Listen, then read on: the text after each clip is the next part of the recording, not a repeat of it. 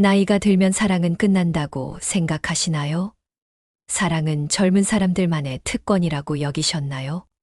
많은 분들이 그렇게 믿고 계실지 모르겠지만 오늘 저는 그 편견을 완전히 깨드릴 특별한 이야기를 들려드리려고 합니다.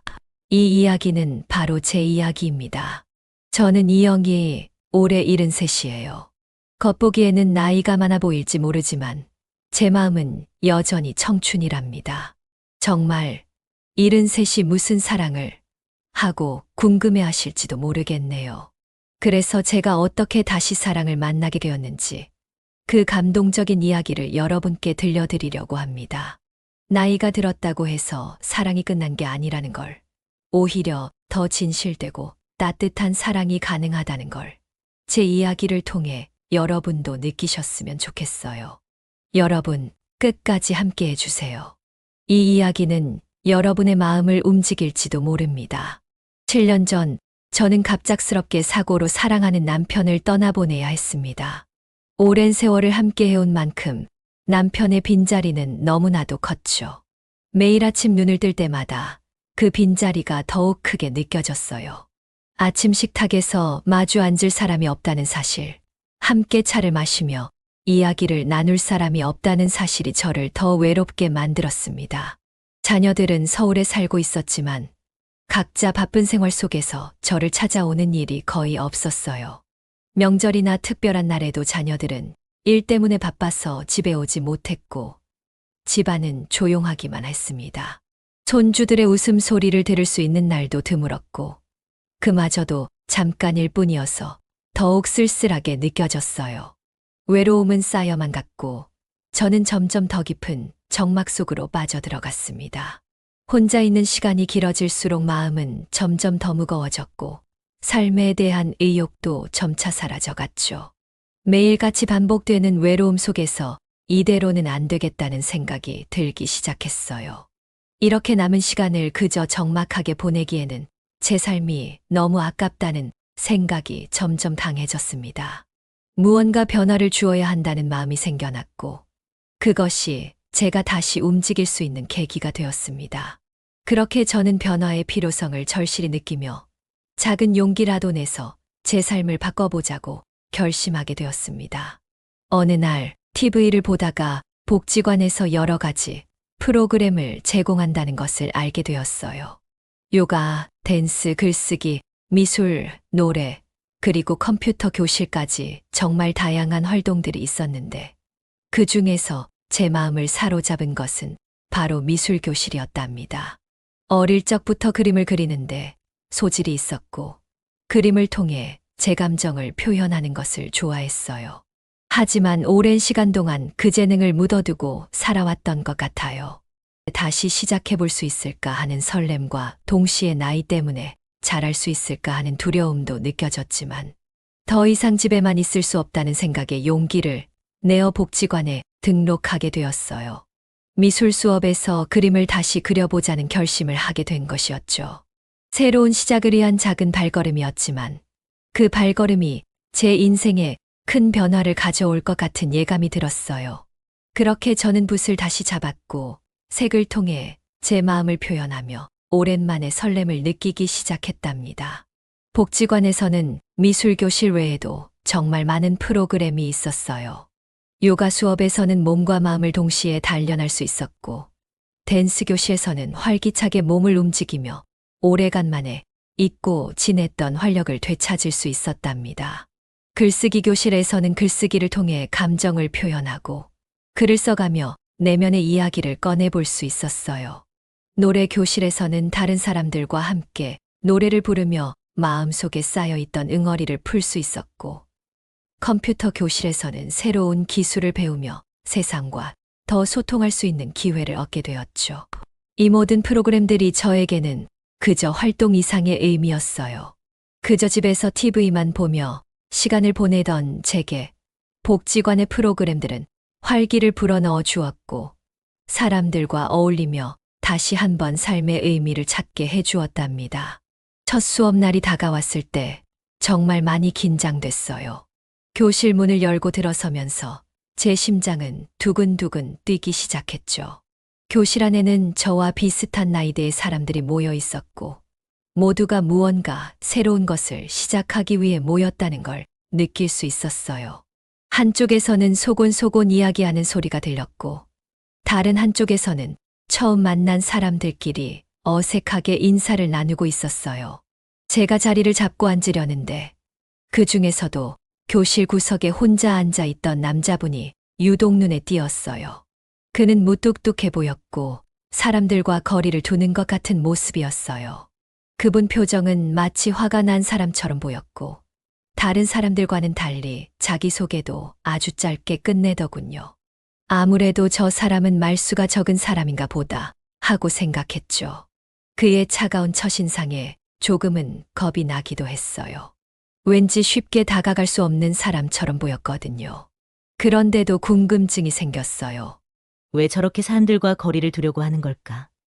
혹시 나처럼 외로운 시간을 보낸 건 아닐까? 그런 생각이 자꾸 들더군요. 수업이 시작되었고 선생님이 준비한 자료를 나눠주면서 각자 소개하는 시간이 주어졌어요. 다른 분들은 다들 자기 이야기를 길게 나누며 웃음을 주고받았지만 김준석 씨는 단 몇 마디만 하고 곧바로 자리에 앉았어요. 그 모습에 저는 더욱 그의 속마음이 궁금해졌어요. 겉으로는 저렇게 무뚝뚝해 보여도 속에는 분명 무언가 깊은 이야기가 있을 거야. 하고 말이죠. 수업이 끝난 뒤 저는 옆자리에 앉아 있던 분과 이런저런 이야기를 나누었어요. 저 끝에 계신 분은 누구예요? 원래 혼자 저렇게 계세요? 김준석 씨요? 참 무뚝뚝해 보이죠? 하지만 저 사람도 여기에 온 이유가 있을 거예요. 우리처럼 뭔가 새로운 걸 찾고 싶었겠죠. 아, 예전에도 저런 분 한 분 계셨는데 알고 보니 참 따뜻한 분이었어요. 저 사람도 분명 비슷한 이유로 여기 온 것 같아요. 저도 처음에는 무척 망설였거든요. 다른 사람들과 어울리는 게 쉬운 일이 아니잖아요. 하지만 이곳에서 새로운 친구들을 만나고 이야기를 나누다 보면 조금씩 마음이 열리게 되더라고요. 김준석 씨도 아마 시간이 지나면 우리와 자연스럽게 어울릴 수 있을 거예요. 그 말을 듣고 나니 김준석 씨에 대한 생각이 조금 더 깊어졌어요.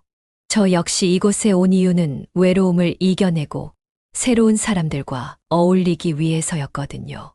어쩌면 김준석 씨도 같은 마음일지도 모른다는 생각이 들었습니다. 하지만 첫인상만으로 사람을 판단할 수 없다는 걸 저는 이미 알고 있었어요. 어쩌면 그분도 저처럼 오랜 시간 혼자였기 때문에 마음의 문을 여는 것이 쉽지 않을 수도 있다는 생각이 들었죠. 저 역시 그랬으니까요. 저는 그분이 왜 그토록 무뚝뚝해 보이는지, 그의 마음속에는 어떤 이야기가 담겨 있을지 궁금해지기 시작했어요. 어쩌면 저 사람도 외로움을 느끼고 있는 게 아닐까, 나처럼 누군가에게 기대고 싶은 마음이 있는 게 아닐까 하는 생각이 들었답니다. 수업이 끝나고 우연히 주차장에서 그분이 작은 강아지에게 밥을 주는 모습을 보게 되었어요. 처음에는 그저 지나치는 장면일 뿐이라고 생각했죠. 그런데 그분이 강아지에게 밥을 주면서 부드러운 목소리로 자, 이거 먹어. 배고팠지? 말을 거는 모습을 보게 되자 제 마음에 따뜻한 감정이 피어오르기 시작했답니다. 무뚝뚝하고 차가워 보였던 그분이 강아지에게 다정한 눈빛과 말투로 대하는 것을 보고 있자니 저도 모르게 미소가 지어졌어요. 제가 그분에게 다가가며 말을 걸었어요. 강아지 정말 좋아하시나 봐요.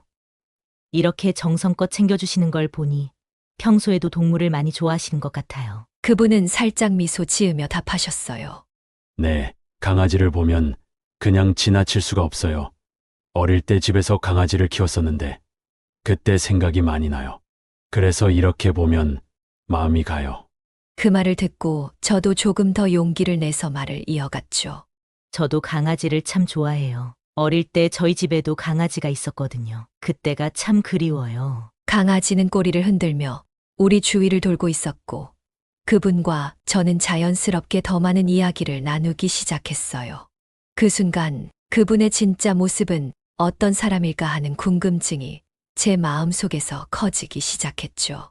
겉모습만으로는 사람을 판단할 수 없다는 걸 다시금 깨달으며 저 사람의 속마음은 어떨까, 그의 진정한 성격은 무엇일까 하는 생각이 제 머릿속을 가득 채웠습니다.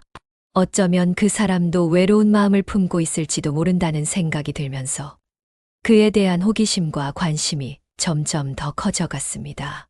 그 후로 저는 조금씩 준석 씨에게 다가가 보기로 결심했어요.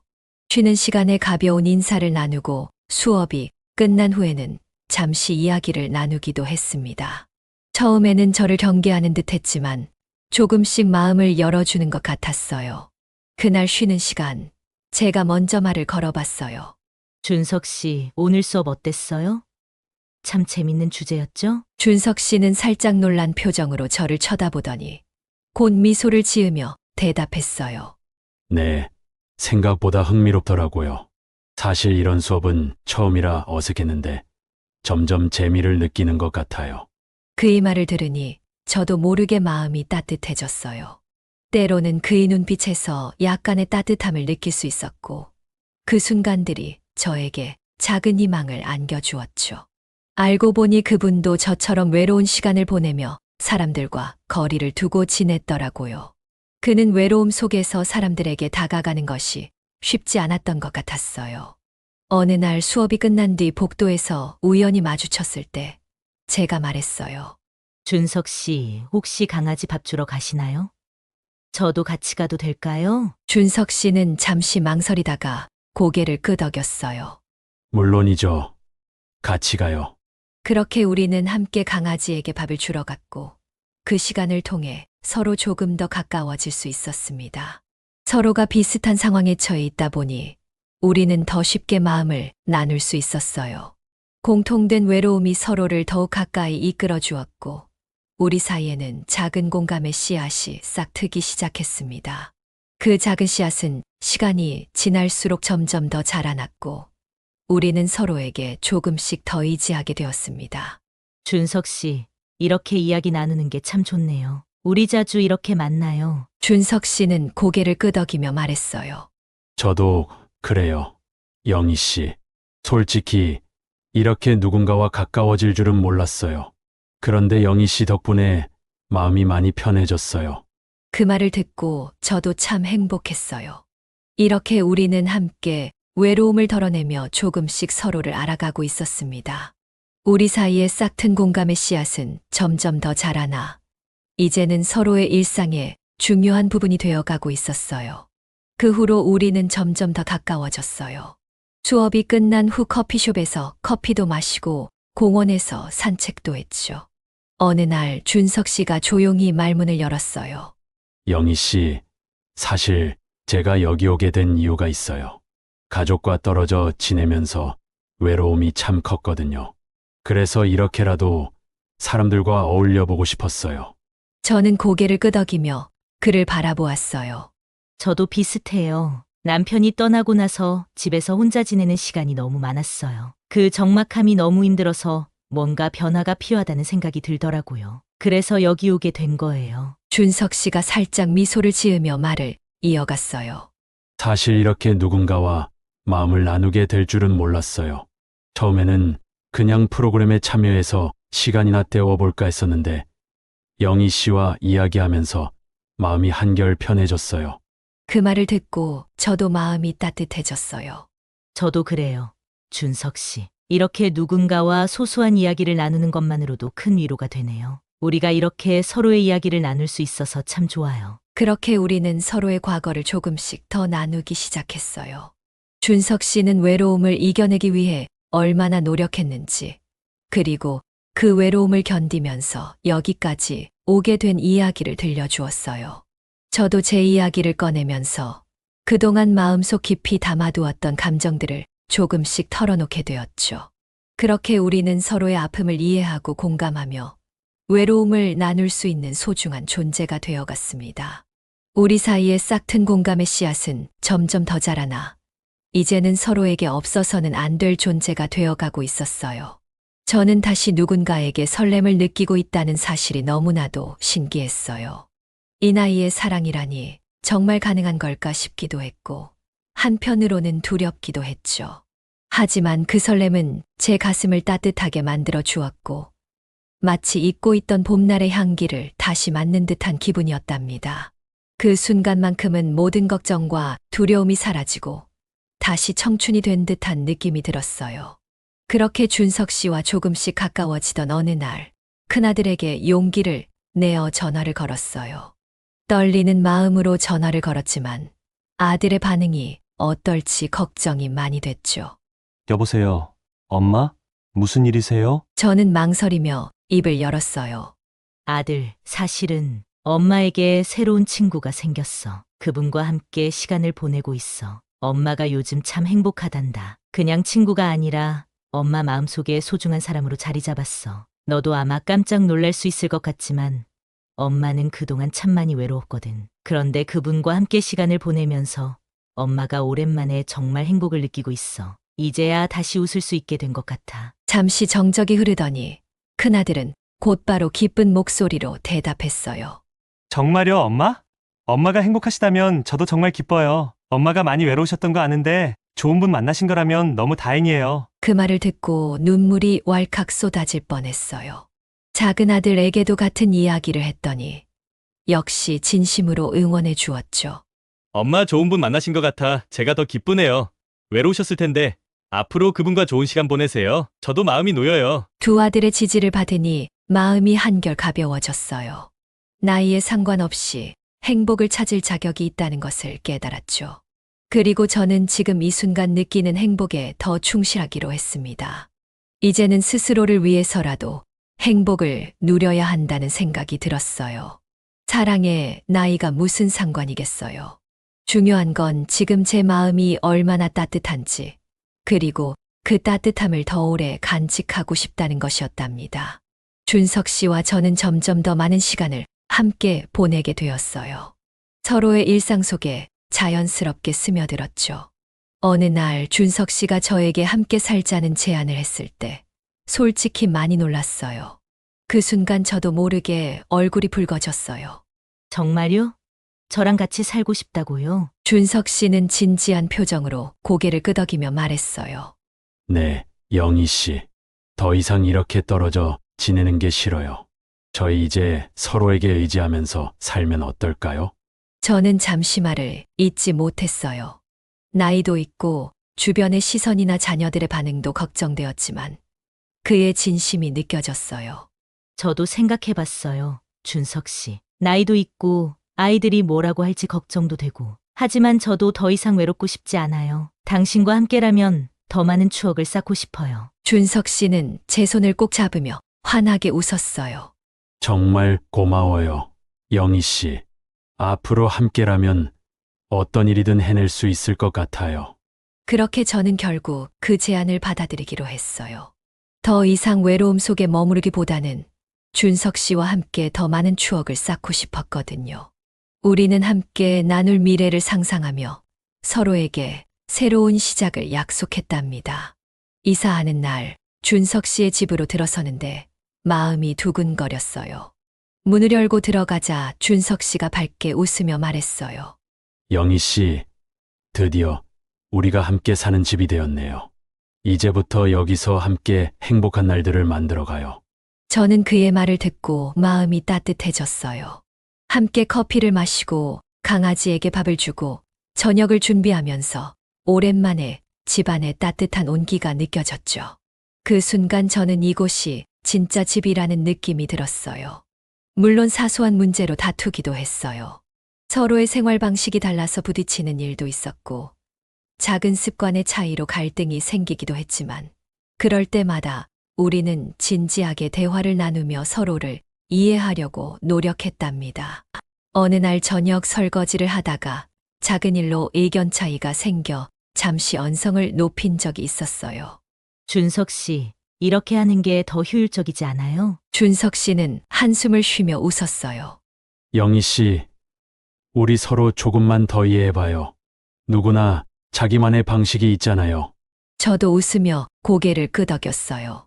맞아요, 준석 씨. 우리가 서로 다르다는 걸 받아들이고 맞춰가는 게 중요하죠. 그렇게 서로의 차이를 받아들이고 맞춰가는 과정에서 진정한 사랑의 의미를 배워나갔어요. 우리는 매일 조금씩 성장했고 서로에 대한 신뢰와 사랑도 더 깊어졌답니다. 어느 날은 준석 씨가 갑작스럽게 쓰러졌어요. 급하게 119를 불러 병원으로 급히 갔죠. 준석 씨가 응급실로 들어가는 모습을 보며 저는 정말 많이 무서웠어요. 혹시 잘못되기라도 하면 어쩌지 하는 생각에 눈물이 터질 뻔했답니다. 그동안 그분이 제게 얼마나 큰 힘이 되어 주었는지 새삼 깨닫게 되었어요. 의사 선생님께서 검사 결과를 말씀해 주실 때까지 시간이 참 더디게 흘렀어요. 다행히 큰 문제가 아니라 가벼운 뇌혈관 질환으로 빠른 치료가 가능하다고 하셨죠. 그 말을 듣고 저는 안도의 한숨을 내쉬었어요. 준석 씨는 치료를 받고 안정된 후 입원실로 옮겨졌고 저는 그 곁을 지키며 하루하루를 보냈어요. 하루는 병실에서 제가 말했어요. 준석 씨, 정말 많이 놀랐어요. 당신이 이렇게 갑자기 쓰러질 줄은 몰랐어요. 제발 건강 좀 챙겨요. 앞으로는 함께 더 조심하면서 살아요. 준석 씨가 미소를 지으며 답했어요. 미안해요. 많이 놀랬죠? 영희 씨, 나도 정말 깜짝 놀랐어요. 이제부터는 정말 건강을 더 잘 챙길게요. 당신도 나를 위해 건강하게 지내줘요. 병원에서의 시간은 힘들었지만 우리는 그 시간을 통해 더 단단해졌어요. 서로가 서로의 곁에 있다는 것, 그 자체로 큰 위로와 힘이 된다는 것을 다시 한번 느꼈죠. 퇴원하는 날, 준석 씨는 제 손을 잡으며 말했어요. 영희 씨, 제 옆에 있어서 정말 고마워요. 당신이 없었다면 이 시간을 견디기 어려웠을 거예요. 저도 그의 손을 꼭 잡으며 말했답니다.